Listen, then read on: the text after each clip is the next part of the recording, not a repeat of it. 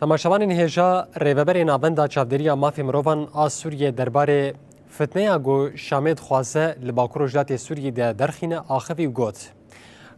Ramî Abdirrehman dibêje eger serokê hikûmeta Bagwêz Ehmed Şerع bifikire ku fitneyekê di navbera Kurd û Ereban de derxîne wê herêmê bişewitîne û ew ê bixwe jî pêre bişewite.